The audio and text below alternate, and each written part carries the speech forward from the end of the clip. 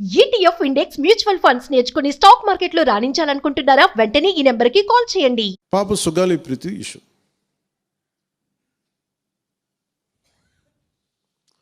పండ్లున్న చెట్టుగా రాళ్ళు పడతాయంటారు. ఎవరైతే చేయూతనిస్తారో, ఎవరైతే ఆదరిస్తారో వాళ్ళని తిడితే ఎట్లాగా? అసలు ఈరోజు సుగాలి ప్రీతి అనే కేసు ఎలా ఎక్కడి నుంచి బయటకు వచ్చింది మీరు చెప్పండి. ఇలాంటి అన్యాయం జరిగిందని ఎవరికి తెలుసు? ఈ రోజున గత ప్రభుత్వం 2019, 2024లో ఒక ప్రభుత్వం మీద, అప్పుడు ముఖ్యమంత్రి మీద మాట్లాడటానికి అసలు ఎవరికైనా ధైర్యం ఉందా? ఒక ముఖ్యమంత్రిని అరెస్ట్ ఒక మాజీ ముఖ్యమంత్రిని ఆ టైంలో అరెస్ట్ చేస్తే రావడానికి ఎవరు లేరు రోడ్ల మీద. అలాంటి పరిస్థితుల్లో ఓడిపోయి 2 చోట్ల ఓడిపోయి ఉన్న ఒక ఎమ్మెల్యే వాళ్ళ పార్టీకి వెళ్ళిపోతే ఏ మానసిక స్థైర్యం, ఏ ధైర్యం, ఏది ఉంటుంది చెప్పండి ఎవరికైనా? మరి అలాంటి సమయంలో నేను ఒక తల్లి పడ్డ వేదన తీసుకున్నా. నాకే సరదాన 2 లక్షల మంది జనం మధ్యలో నడుచుకుంటూ వెళ్ళి ఆ సమస్యను హైలైట్ చేసి వాళ్ళు సిబిఐకి ఇచ్చారు. సిబిఐకి ఇస్తే మన ఇంటర్నల్ పేపర్ వర్క్ మనకి ఎలా తెలుస్తుంది? ఇంటర్నల్ పేపర్ వర్క్ వాళ్ళు ఇస్తే వాళ్ళు ఏంటంటే జీవో రిలీజ్ చేశారు. మా దగ్గర నుంచి వెళ్ళింది కానీ ఎక్కడికి వెళ్ళాలో అక్కడి నుంచి ప్రొసీడ్ చేయాలి, అక్కడ ఆపేశారు. హోంశాఖ నుంచి వెళ్ళింది సెక్రటేరియట్లో ఎక్కడో నెక్స్ట్ ఫైల్ ఢిల్లీకి వెళ్ళాల్సిన అక్కడ ఆపేశారు. మేము హోంమంత్రికి మేము సిబిఐకి పంపించేసాం అంటే లెటర్ చేశారు, లాక్ చేసి లాకర్లో పెట్టారు. ఇది జరిగింది. ఈ ప్రాసెస్లో ఏం చేశారు, వాళ్ళకి ఈ కేసు కొంచెం సెన్సిటివ్ కేసు కాబట్టి మీకు చెప్తాను. సుగాలి ప్రీతి, నేను ఎందుకు కొంచెం సున్నితంగా మాట్లాడాలి ఈ విషయం ఏదంటే, మీకు ఒక అన్యాయం జరిగినప్పుడు, ఎవరికైనా ఒక అన్యాయం జరిగినప్పుడు మనం ఏం చేస్తామంటే, నాకు ఆ వ్యక్తికి శిక్ష పడాలి, ఇంకింతే ఉండాలి. వాళ్ళు ఏం చెప్తున్నారంటే, ఎవరైతే ఈ వెనకున్నారో, మరి గవర్నమెంట్ ద్వారా వచ్చారు, గత ప్రభుత్వం ఎలా వచ్చారో, వాళ్ళు ఏం చేశారంటే, మనం పెట్టిన ఒత్తిడి ఆ రోజు 2 లక్షల మంది మనం జనంతో తీసుకెళ్ళి అది నేషన్ వైడ్ ఇష్యూ అయ్యేటప్పటికి వాళ్ళు చేసింది ఏంటంటే, మనం చేసిన పోరాటం వల్లే ఎస్సీ ఎస్టీ అట్రాసిటీ కేసు బాధితులకు చట్ట ప్రకారం ఇచ్చే ప్రయోజనాలు, పరిహారాలు వారి కుటుంబానికి దక్కాయి. కర్నూలు రూరల్ మండలం దిన్నెదేవరపాడులో 5 ఎకరాల వ్యవసాయ భూమిని కేటాయింపబడింది. ఆ గ్రామం కర్నూలు నగరానికి 9 కిలోమీటర్ల దూరంలో ఉంది. ఈ రోజున మార్కెట్ వాల్యూ కనీసం ఎకరాకది వాళ్ళు చెప్పడం, మీరు క్రాస్ చెక్ చేసుకుని 2 కోట్ల వరకు ఉంటుందని చెప్తా ఉన్నారు.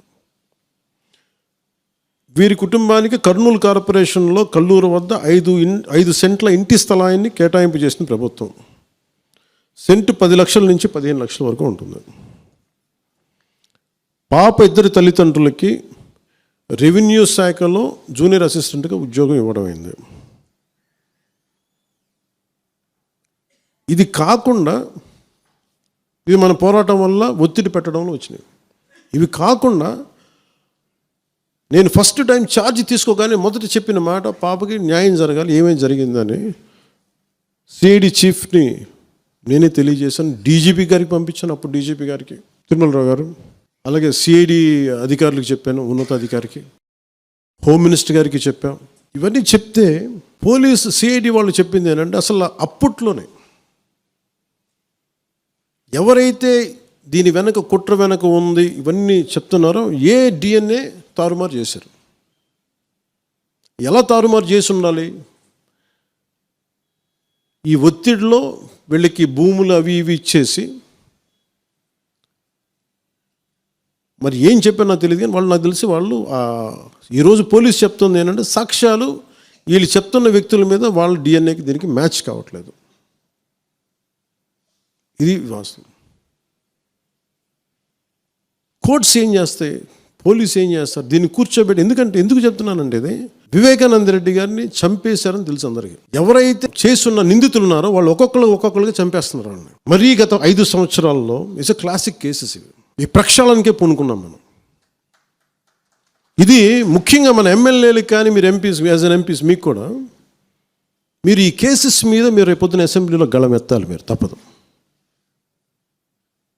ముఖ్యంగా లా అండ్ ఆర్డర్, వీళ్ళు అందరూ తప్పించుకుంటూ వెళ్ళిపోతే ఇట్లా ఒక సోషల్ అన్రెస్ట్ వస్తుంది దీనివల్ల. అంటే వ్యక్తికి ఒక నేరస్తుడు చేసిన, ఒక కులానికి చెందుతాడు, ఏదో ఒక నేరస్తుడు, మనం ఏం చేయలేము దానికి. ఇందాక అరుణ చెప్పినట్టుగా ప్రతి ఒక్కరు ఏదో కులానికి చెందాలి, వేరే దారి లేదు మనకి. మనం వేరేలా పొట్ల ఏదో కులానికి చెందాలి. కానీ తప్పు చేస్తే కూర్చోబెట్టి పలానా టక్కమైన ఒక మాట అనేస్తారు. పలానా ఎక్స్ చేసాడు నన్ను, పలానా కాస్ట్కి చెందిన వాడు చేసాడు అంటారు.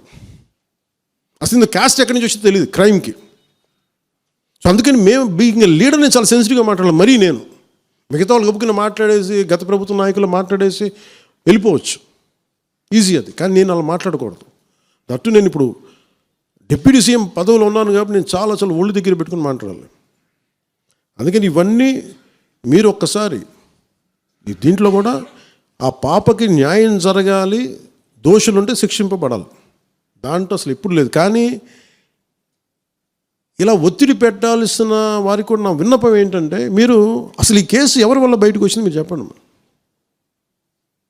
సో మా త్రికరణ శుద్ధిని, మా చిత్తశుద్ధిని మీరు తక్కువ ఎంచిన. ఇక్కడ కేసులు వాళ్ళు కూర్చోబెట్టి నేను వెళ్ళి సాక్ష్యాధారాలు నేనేం క్రియేట్ చేయలేను. అక్కడ గత ప్రభుత్వం చేసిన తప్పులు కొనేసారు వీళ్ళు చాలామందిని. మరి ఏం కొన్నారు, ఎలా కొన్నారు, దీని మీద కేసు పెట్టాలి. ది లెట్ ఎంటైర్, ఇది నా ఒక్కడి కేసు కాదు, ఇది ఎంటైర్ సొసైటీకి ఇది సిచ్యువేషన్. మీరందరూ కూర్చొని ఒకసారి మన ఎమ్మెల్యేస్ అందరూ కూడా, మన నాయకులందరూ కూర్చోబెట్టి you try to take it to home minister గారు, including law and order CM గారి దృష్టిలో చేతిలో ఉంటుంది. కాబట్టి నేను ఇంతకుమించి దీని మీద మాట్లాడకూడదు. ఎందుకంటే నేను శిక్ష పడాలని కోరుకుంటాను. ఇంతకుమించి కాకపోతే ఏమైపోతుంది, నా మీద నన్ను లాగడం చాలా తేలిక అందరికీ. ఎందుకంటే నేను మెత్తని మనిషిని కదా, నా మీద రాళ్ళు వేసేయండి ఈజీ, నా చొక్కా పట్టుకోవడం ఈజీ. అదే గత ప్రభుత్వం ముఖ్యమంత్రిని పట్టుకోమని చెప్పండి, ధైర్యం కూడా చేయరు, ఇప్పటికీ ధైర్యం చేయరు. ఎందుకంటే వాళ్ళ మనుషులు ఇళ్లలోకి వచ్చి కొడతారు, క్రిమినల్స్ వచ్చి ఇళ్లలోకి వచ్చి కొడతారు, చంపేస్తారని భయం. మనం ప్రజాస్వామ్యం కదా, మనం భరించాలి. అందుకని దయచేసి దీన్ని మీరు ఒకసారి కూర్చోబెట్టి ఒకసారి మన గౌరవ శాసనసభ్యులు, మంత్రివర్గ సహచరులు, లెజిస్లేటివ్ కౌన్సిల్ మెంబర్స్, పార్టీ నాయకులు అందరూ దీని మీద ఒకసారి, స్పోక్స్ పర్సన్స్, వీర మహిళ నాయకులు, మీరందరూ ఒక్కసారి కూర్చోబెట్టి ప్రతి ఒక్కరు కూడా దీని మీద, ఇది ఎందుకంటే ఇది ఒక కేసుగా చూడకండి, ఇది గర్ల్ చైల్డ్ తాలూకు ప్రొటెక్షన్ చాలా ఎసెన్షియల్. అందుకని దీన్ని సోషల్ మీడియా యాక్ట్ కానీ ఇవన్నీ మాట్లాడాలని పొద్దున్న నిర్ణయించుకున్నాం. ఇది ఒకసారి మీ దృష్టికి తీసుకొస్తా ఉన్నాను.